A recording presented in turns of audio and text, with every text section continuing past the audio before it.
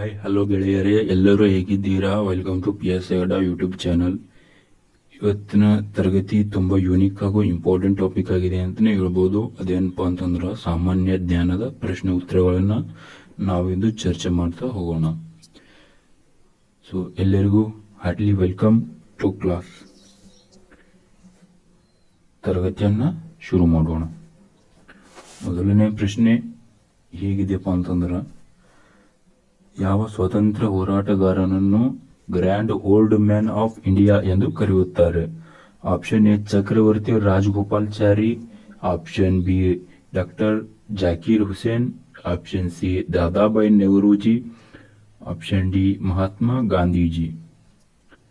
ಒಂದನೇ ಪ್ರಶ್ನೆಗೆ ಸರಿಯಾದ ಉತ್ತರ ಆಪ್ಷನ್ ಸಿ ಅಥವಾ ಮೂರನೇ ಆಯ್ಕೆ ದಾದಾಬಾಯಿ ನೆಹರೂಜಿ ಅವರನ್ನ grand old man of India ಎಂದು ಕರೆಯುತ್ತಾರೆ. ಈ ಚಿತ್ರದಲ್ಲಿ ಇದ್ದಾರಲ್ವಾ, ಇವರೇ ದಾದಾಬಾಯಿ ನೆಹರೂಜಿ ಅಂತ ಹೇಳ್ಬೋದು.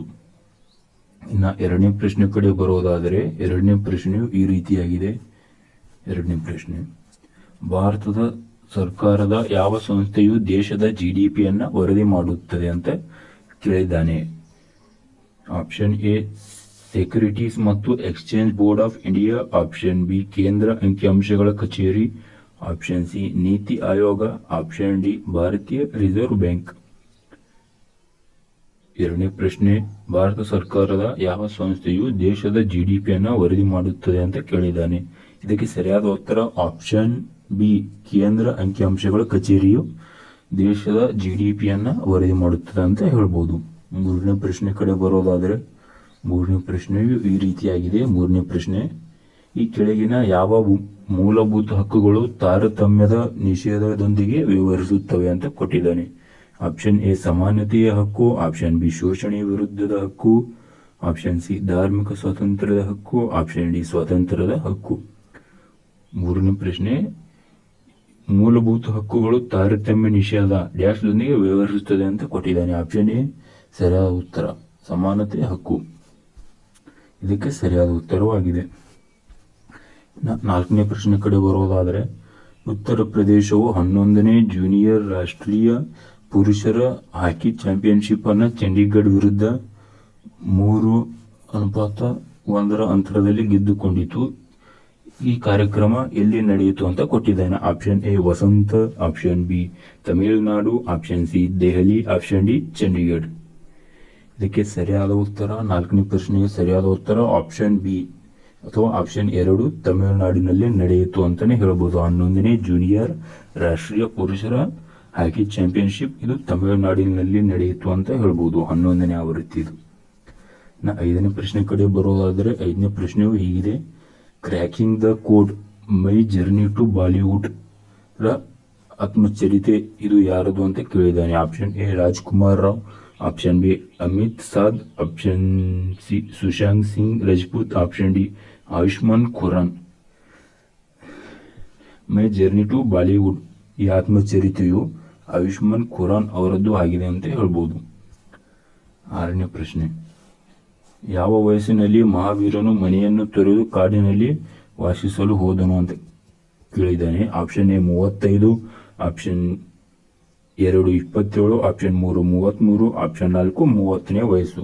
ಇದಕ್ಕೆ ಸರಿಯಾದ ಉತ್ತರ ಆಪ್ಷನ್ 4 30ನೇ ವಯಸ್ಸಿನಲ್ಲಿ ಮಹಾವೀರನು ಕಾಡಿಗೆ ಹೋದನು ಅಂತ ಹೇಳ್ಬೋದು. ಮನೆಯನ್ನು ತೊರೆದು ಕಾಡಿನಲ್ಲಿ ವಾಸಿಸಲು ಹೋದನು ಅಂತ ಹೇಳ್ಬೋದು. ಏಳನೇ ಪ್ರಶ್ನೆ, ಈ ಕೆಳಗಿನ ಯಾವ ಅಂಶವು ಆವಿಯಾಗುವಿಕೆಯ ಪ್ರಮಾಣವನ್ನು ಹೆಚ್ಚಿಸುತ್ತದೆ? ಈ ಕೆಳಗಿನ ಯಾವ ಅಂಶವು ಆವಿಯಾಗುವಿಕೆಯ ಪ್ರಮಾಣವನ್ನು ಹೆಚ್ಚಿಸುತ್ತದೆ ಅಂತ ಕೇಳಿದ್ದಾನೆ? ಒಂದನೇದು ಮೇಲ್ಮೈ ವಿಸ್ತೀರ್ಣದಲ್ಲಿ ಹೆಚ್ಚಳ, ಎರಡನೇ ಹೇಳಿಕೆ ಆಂದ್ರತೆಯು ಇಳಿಕೆ. ಆಪ್ಷನ್ ಎ 1 ಮತ್ತು 2, ಆಪ್ಷನ್ ಬಿ ಕೇವಲ 2, ಆಪ್ಷನ್ ಸಿ 1 ಮತ್ತು 2 ಆಗಲ್ಲ, ಆಪ್ಷನ್ 4 ಅಥವಾ ಆಪ್ಷನ್ ಡಿ 1 ಮಾತ್ರ. ಇದಕ್ಕೆ ಸರಿಯಾದ ಉತ್ತರ ಆಪ್ಷನ್ 1 ಮತ್ತು 2 ಸರಿಯಾಗಿವೆ ಅಂತಾನೆ ಹೇಳ್ಬೋದು. ಎಂಟನೇ ಪ್ರಶ್ನೆ, ಮಹೋಗಾನಿ ಮರವು ಈ ಕೆಳಗಿನ ಯಾವ ರೀತಿಯ ಸಸ್ಯವರ್ಗದಲ್ಲಿ ಕಂಡು ಬರುತ್ತದೆ? ಆಪ್ಷನ್ ಎ ಮ್ಯಾಂಗ್ರೋವ್ ಕಾಡುಗಳು, ಆಪ್ಷನ್ ಬಿ ಉಷ್ಣವಲಯದ ನಿತ್ಯ ಹರಿದ್ವರ್ಣ ಕಾಡುಗಳು, ಆಪ್ಷನ್ ಸಿ ಉಷ್ಣವಲಯದ ಮುಳ್ಳಿನ ಕಾಡುಗಳು, ಆಪ್ಷನ್ ಡಿ ಮಲೆನಾಡಿನ ಕಾಡುಗಳು. ಈ ಮಹೋಗಾನಿ ಮರವು ಉಷ್ಣವಲಯದ ನಿತ್ಯ ಹರಿದ್ವರ್ಣ ಕಾಡುಗಳು. ಆಪ್ಷನ್ ಬಿ ಇದಕ್ಕೆ ಸರಿಯಾದ ಉತ್ತರ ಅಂತ ಹೇಳ್ಬೋದು. 8ನೇ ಪ್ರಶ್ನೆಗೆ. ಇನ್ನು 9 ಪ್ರಶ್ನೆ ಕಡೆ ಬರುವುದಾದರೆ 9ನೇ ಪ್ರಶ್ನೆಯು ಹೀಗಿದೆ. 2022 ಮಾರ್ಚ್ವರೆಗೆ ಎಷ್ಟು ಗ್ರ್ಯಾಮಿ ನಾಮನಿರ್ದೇಶಗಳನ್ನು ಜುಬಿನ್ ಮೆಹ್ತಾ ಅವರು ಸ್ವೀಕರಿಸಿದ್ದಾರೆ ಅಂತ ಕೇಳಿದ್ದಾನೆ. Option A 10, option B 12, option C 18, option D 24.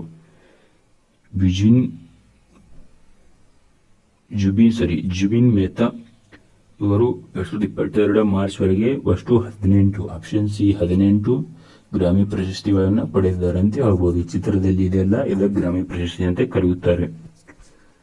ಇನ್ನು 10ನೇ ಪ್ರಶ್ನೆ ಕಡೆ ಬರೋದಾದರೆ ರಾಜಸ್ಥಾನದ ಯಾವ ಜಿಲ್ಲೆಯಲ್ಲಿ ಪ್ರತಿ ವರ್ಷ ಆನೆ ಹಬ್ಬವನ್ನು ಆಚರಿಸಲಾಗುತ್ತದೆ. Option A Alwar, option B Nagar, option C Jaipur, option D Ajmer. ಇದಕ್ಕೆ ಸರಿಯಾದ ಉತ್ತರ ಆನೆ ಉತ್ಸವವನ್ನ ಅಥವಾ ಆನೆ ಹಬ್ಬವನ್ನ ಜೈಪುರ್, ಆಪ್ಷನ್ ಸಿ ಜೈಪುರ್ನಲ್ಲಿ ಆಚರಿಸುತ್ತಾರೆ ಅಂತ ಹೇಳ್ಬೋದು. ಇದೆಲ್ಲ ಇದು ಇಮೇಜ್ ಇದೆಯಲ್ಲ, ಇದನ್ನ ಜೈಪುರ್ ಅಂತ ಕರೆಯುತ್ತಾರೆ. ಇದನ್ನ ಇನ್ನೊಂದು ಹೆಸರಿನಲ್ಲಿಯೂ ಸಹ ಪಿಂಕ್ ಸಿಟಿ ಎಂದು ಸಹ ಕರೆಯುತ್ತಾರೆ ಅಂತ ಹೇಳ್ಬೋದು. 11ನೇ ಪ್ರಶ್ನೆ. ಸುಶಾಂತ್ ಸಿಂಗ್ ರಜಪೂತ್ ಅವರ ಚಲನಚಿತ್ರ ದಿ ಬೇಚಾರದ ಶೀರ್ಷಿಕೆ ಗೀತೆಗಾಗಿ ಈ ಕೆಳಗಿನವರಲ್ಲಿ ಯಾರು ಅತ್ಯುತ್ತಮ ನೃತ್ಯ ಸಂಯೋಜನೆಗಾಗಿ ಫಿಲ್ಮ್ ಫೇರ್ ಪ್ರಶಸ್ತಿಯನ್ನು ಪಡೆದಿದ್ದಾರೆ. Option A Remo D'Souza, option B Ganesh Achar, option C Farah Khan, option D Bosco Caesar. Filmfare ಪ್ರಶಸ್ತಿಯನ್ನ ಫರಾಹ್ ಖಾನ್, ಆಪ್ಷನ್ 3 ಫರಾಹ್ ಖಾನ್ ಅವರು ಪಡೆದಿದ್ದಾರೆ ಅಂತ ಹೇಳ್ಬೋದು. ಇನ್ನು 12ನೇ ಪ್ರಶ್ನೆ. ಭಾರತದ ಅತಿ ಉದ್ದದ ರಾಷ್ಟ್ರೀಯ ಹೆದ್ದಾರಿ ಯಾವುದು. Option A NH 102, option B NH 44, option B NH 22, option D NH 7. Bharat ಅತಿ ಉದ್ದದ ರಾಷ್ಟ್ರೀಯ ಹೆದ್ದಾರಿ ಯಾವುದಪ್ಪ ಅಂತಂದ್ರೆ ಆಪ್ಷನ್ ಬಿ NH 44 ಅಂತ ಹೇಳ್ಬೋದು. ಈ ಇಮೇಜ್ ಅಲ್ಲಿ ಏನು ಕಾಣಿಸ್ತಾ ಇದೆಯಲ್ಲ, ಇದು NH 44 ಅಂತ ಹೇಳ್ಬೋದು. 44 ನ್ಯಾಷನಲ್ ಹೈವೇ 44 ಅಂತ ಹೇಳ್ಬೋದು. ಇನ್ನು 13ನೇ ಪ್ರಶ್ನೆ. ಈ ಕೆಳಗಿನ ಯಾವ ಭಾರತೀಯ ನಗರಗಳು 2023ರ FIH ಪುರುಷರ ಹಾಕಿ ವಿಶ್ವಕಪ್ ಅನ್ನು ಸಹ ಹೋಸ್ಟ್ ಮಾಡುತ್ತಿದೆ ಅಂತ ಕೇಳಿದ್ದಾನೆ. Option A Bhubaneswar, option B Delhi, option C Bengaluru, option D Patiala. 13ನೇ ಪ್ರಶ್ನೆಗೆ ಸರಿಯಾದ ಉತ್ತರ ಆಪ್ಷನ್ ಎ ಭುವನೇಶ್ವರ ಅಂತ ಹೇಳ್ಬೋದು. ಇಮೇಜ್ ಅಲ್ಲಿ ಏನು ಕಾಣ್ತಿದೆಯಲ್ಲ, ಇದನ್ನ ಭುವನೇಶ್ವರ ನಗರ ಎನ್ನುವರು ಅಥವಾ ನಗರ ಎಂದು ಕರೆಯುತ್ತಾರೆ. ಇನ್ನು 14ನೇ ಪ್ರಶ್ನೆ. ಕ್ವಿಟ್ ಇಂಡಿಯಾ ಚಳವಳಿಯನ್ನು ಯಾವಾಗ ಪ್ರಾರಂಭಿಸಲಾಯಿತು ಅಂತ ಕೇಳಿದ್ದಾನೆ. ಇದಕ್ಕೆ ಸರಿಯಾದ option A 1936, option B 1944, option C 1938, option D 1942. 14ನೇ ಪ್ರಶ್ನೆಗೆ ಸರಿಯಾದ ಉತ್ತರ ಆಪ್ಷನ್ ಡಿ 1942 ಅಂತ ಹೇಳ್ಬೋದು. ಇಮೇಜ್ ಅಲ್ಲಿ ಕಾಣ್ತಿದೆಯಲ್ಲ, ಇದನ್ನು ಕ್ವಿಟ್ ಇಂಡಿಯಾ ಚಳವಳಿ ಅಂತ ಕರೆಯುತ್ತಾರೆ. ಇದರ ಲೀಡರ್ಶಿಪ್ ಅಧ್ಯಕ್ಷತೆಯನ್ನು ಮಹಾತ್ಮ ಗಾಂಧೀಜಿಯವರು ವಹಿಸಿಕೊಂಡಿರುತ್ತಾರೆ. 15ನೇ ಪ್ರಶ್ನೆ. ಏಕೈಕ ಮಹಿಳಾ ಮುಸ್ಲಿಂ ಆಡಳಿತಗಾರರನ್ನು ಹೆಸರಿಸಿ. Option A Khwaja bint al Azwar, option B Khadija, option C Razia Sultan, option D Nusaiba bint. ಇದಕ್ಕೆ ಸರಿಯಾದ ಉತ್ತರ ಆಪ್ಷನ್ ಸಿ ರಜಿಯಾ ಸುಲ್ತಾನ್. ಇವಳು ಏಕೈಕ ಮುಸ್ಲಿಂ ಆಡಳಿತಗಾರ್ತಿ ಅಂತಾನೆ ಹೇಳ್ಬೋದು. 16ನೇ ಪ್ರಶ್ನೆ. ನಿರುದ್ಯೋಗವು ಒಂದು ದೇಶದ ದೀರ್ಘಾವಧಿಯ ಲಕ್ಷಣವಾಗಿ ಮುಂದುವರೆದರೆ ಅದನ್ನು ಡ್ಯಾಶ್ ನಿರುದ್ಯೋಗ ಎಂದು ಕರೆಯುತ್ತಾರೆ. ಆಪ್ಷನ್ ಎ ರಚನಾತ್ಮಕ, ಆಪ್ಷನ್ ಬಿ ಪ್ರಾಸಂಗಿಕ, ಆಪ್ಷನ್ ಸಿ ಘರ್ಷಣೆಯ, ಆಪ್ಷನ್ ಡಿ ದೀರ್ಘಕಾಲದ ನಿರುದ್ಯೋಗ ಅಂತ ಕರೆಯುತ್ತಾರೆ. 16ನೇ ಪ್ರಶ್ನೆಗೆ ಆಪ್ಷನ್ ಡಿ ಸರಿಯಾದ ಉತ್ತರ ಅಂತ ಹೇಳ್ಬೋದು. 17ನೇ ಪ್ರಶ್ನೆ. ಡ್ಯಾಶ್ ರಲ್ಲಿ BCCI ಯಿಂದ ಭಾರತೀಯ ಪುರುಷರ ಕ್ರಿಕೆಟ್ ತಂಡವು ಮುಖ್ಯ ಕೋಚ್ ಆಗಿ ನೇಮಕಗೊಂಡವರು ನವೆಂಬರ್ 2021 ಯಾರು ಅಂತ ಕೇಳಿದ್ದಾನೆ. Option A Vinod Kambli, option B Kapil Dev, option C Sunil Gavaskar, option D Rahul Dravid. ಇದಕ್ಕೆ ಸರಿಯಾದ ಉತ್ತರ ಆಪ್ಷನ್ ಡಿ ರಾಹುಲ್ ದ್ರಾವಿಡ್ ಅಂತಾನೆ ಹೇಳ್ಬೋದು. 18ನೇ ಪ್ರಶ್ನೆ. ಕಾಲೋಚಿತ ನಿರುದ್ಯೋಗಕ್ಕೆ ಸಂಬಂಧಿಸಿದಂತೆ ಈ ಕೆಳಗಿನ ಹೇಳಿಕೆಗಳಲ್ಲಿ ಯಾವುದು ಸರಿಯಾಗಿದೆ ಅಂತ ಕೊಟ್ಟಿದ್ದಾನೆ. 1ನೇ ಹೇಳಿಕೆ ಅಥವಾ ಆಪ್ಷನ್ ಎ ವರ್ಷದ ಕೆಲವು ತಿಂಗಳುಗಳಲ್ಲಿ ಜನರು ಉದ್ಯೋಗಗಳನ್ನು ಹುಡುಕಲು ಸಾಧ್ಯವಾಗದಿದ್ದಾಗ ಇದು ಸಂಭವಿಸುತ್ತದಂತೆ ಹೇಳ್ಬೋದು, ಕಾಲೋಚಿತ ನಿರುದ್ಯೋಗ. ಅಥವಾ 2ನೇದು ಆಪ್ಷನ್ ಇದು ಮುಖ್ಯವಾಗಿ ನಗರ ಪ್ರದೇಶಗಳಲ್ಲಿ ನಡೆಯುತ್ತದೆ. ಆಪ್ಷನ್ ಸಿ, ಒಂದು ಕ್ಷೇತ್ರಕ್ಕೆ 4 ಜನರು ಅಗತ್ಯವಿದ್ದರೆ ಮತ್ತು 7 ಜನರು ನಿರುದ್ಯೋಗದಲ್ಲಿದ್ದರೆ ನಂತರ 3 ಜನ ನಿರುದ್ಯೋಗಿಗಳಾಗುತ್ತಾರೆ. ಆಪ್ಷನ್ ಡಿ, ಕೃಷಿಯನ್ನು ಅವಲಂಬಿಸಿದ ಜನರು ಸಾಮಾನ್ಯವಾಗಿ ಇಂತಹ ನಿರುದ್ಯೋಗವನ್ನು ಎದುರಿಸುತ್ತಾರೆ. 18ನೇ ಪ್ರಶ್ನೆ ಸರಿಯಾದ ಉತ್ತರ ಆಪ್ಷನ್ ಎ, ವರ್ಷದ ಕೆಲವು ತಿಂಗಳಲ್ಲಿ ಜನರು ನಿರುದ್ಯೋಗಗಳನ್ನು ಹುಡುಕಲು ಸಾಧ್ಯವಾಗದಿದ್ದಾಗ ಇದು ಸಂಭವಿಸುತ್ತದೆ ಅಂತ ಹೇಳ್ಬೋದು. 18ನೇ ಪ್ರಶ್ನೆ ಸರಿಯಾದ ಉತ್ತರ ಆಪ್ಷನ್ ಎ ಅಂತ ಹೇಳ್ಬೋದು. 19ನೇ ಪ್ರಶ್ನೆ ಇದು ಹೇಳಿಕೆಯಾಗಿದೆ. 19ನೇ ಪ್ರಶ್ನೆ, ನೀತಾ ನಮ್ಮ ಸೌರವ್ಯೂಹದ ಅತ್ಯಂತ ಚಿಕ್ಕ ಗ್ರಹದ ಬಗ್ಗೆ ತನ್ನ ಸ್ನೇಹಿತನಿಗೆ ಹೇಳುತ್ತಿದ್ದಾಳೆ. ಈ ಕೆಳಗಿನ ಯಾವ ಗ್ರಹದ ಬಗ್ಗೆ ಅವಳು ಹೇಳುತ್ತಿದ್ದಾಳೆ? ಈಗ ನೀತಾ ಹೇಳ್ತಾ ಇದ್ದಾಳ, ನಮ್ಮ ಸೌರವ್ಯೂಹದ ಅತ್ಯಂತ ಚಿಕ್ಕ ಗ್ರಹ ಯಾವುದಪ್ಪ ಅಂತಂದ್ರೆ ಬುಧ ಅಂತ ಹೇಳ್ಬೋದು. ಅದ್ರ ಬಗ್ಗೆ ಮಾತಾಡ್ತಾ ಇದ್ದಾಳ. ಹಾಗಿತ್ತಪ್ಪ ಅಂತಂದ್ರೆ ಅವಳು ಮಾತಾಡ್ತಿರ್ತಕ್ಕಂಥ ಗ್ರಹ ಯಾವುದಪ್ಪ ಅಂತಂದ್ರೆ ಆಪ್ಷನ್ ಎ ಭೂಮಿ, ಆಪ್ಷನ್ ಬಿ ಮಂಗಳ, ಆಪ್ಷನ್ ಸಿ ಬುಧ, ಆಪ್ಷನ್ ಡಿ ಶುಕ್ರ. ಅದಕ್ಕೆ ಸರಿಯಾದ ಉತ್ತರ ಆಪ್ಷನ್ ಸಿ ಬುಧ ಗ್ರಹ ಅಂತ ಹೇಳ್ಬೋದು. ಇಲ್ಲಿ ಇಮೇಜ್ ಕಾಣಿಸ್ತಿದೆಯಲ್ಲ, ಇದನ್ನ ಬುಧ ಗ್ರಹ ಅನ್ನುವರು ಅಥವಾ ಭೂಮಿಯ ಅತ್ಯಂತ ಚಿಕ್ಕ ಗ್ರಹ ಅಂತ ಕರೆಯುತ್ತಾರೆ. ಸೌರವ್ಯೂಹದ ಅತ್ಯಂತ ಚಿಕ್ಕ ಗ್ರಹ ಎಂದು ಸಹ ಕರೆಯುತ್ತಾರೆ. 20ನೇ ಪ್ರಶ್ನೆ, ಈ ಕೆಳಗಿನವುಗಳಲ್ಲಿ ಯಾವುದು ಮಹಾರಾಷ್ಟ್ರದ ನೃತ್ಯ ಪ್ರಕಾರವಾಗಿದೆ? Option A Bhangra, option B Jhumar, option C Kathak, option D ಹುಡುಕಾಟ. ಸರಿಯಾದ ಉತ್ತರ ಆಪ್ಷನ್ ಡಿ. 21ನೇ ಪ್ರಶ್ನೆ, ಸ್ವತಂತ್ರವಾಗಿ ನಿಂತಿರುವ ದೇವಾಲಯದಲ್ಲಿ ಪರ್ವತದಂತಹ ಶಿಖರವು ಆಕಾರವನ್ನು ತೆಗೆದುಕೊಳ್ಳಬಹುದು. ಪಿರಮಿಡ್ ಗೋಪುರವನ್ನು ಡ್ಯಾಶ್ ಎಂದು ಕರೆಯುತ್ತಾರೆ. ಆಪ್ಷನ್ ಎ ವಿಮಾನ, ಆಪ್ಷನ್ ಡಿ ಗರ್ಭಗೃಹ, ಆಪ್ಷನ್ ಸಿ ಮಂಟಪ, ಆಪ್ಷನ್ ಡಿ ವಾಹನ. ಇದು ಆರ್ಟ್ ಅಂಡ್ ಆರ್ಕಿಟೆಕ್ಚರ್, ಕಲೆ ಮತ್ತು ವಾಸ್ತುಶಿಲ್ಪಕ್ಕೆ ಸಂಬಂಧಿಸಿದ ಪ್ರಶ್ನೆಯಾಗಿದೆ ಅಂತ ಹೇಳ್ಬೋದು. ಇದು SSGD 2022ರ 3ನೇ ಶಿಫ್ಟ್ನಲ್ಲಿ ಬಂದಿರತಕ್ಕಂಥ ಪ್ರಶ್ನೆಯಾಗಿದೆ. ಹೀಗಾಗಿ ಸರಿಯಾದ ಉತ್ತರ ಆಪ್ಷನ್ ಎ ವಿಮಾನ ಅಂತ ಕರೆಯುತ್ತಾರೆ. 22ನೇ ಪ್ರಶ್ನೆ ಕಡೆ ಬರೋದಾದರೆ 22ನೇ ಪ್ರಶ್ನೆ, ಈ ಕೆಳಗಿನ ಯಾವ ಜೀವಕೋಶದ ಅಂಗಗಳು ಪ್ರಾಣಿ ಕೋಶದಲ್ಲಿ ಇರುವುದಿಲ್ಲ?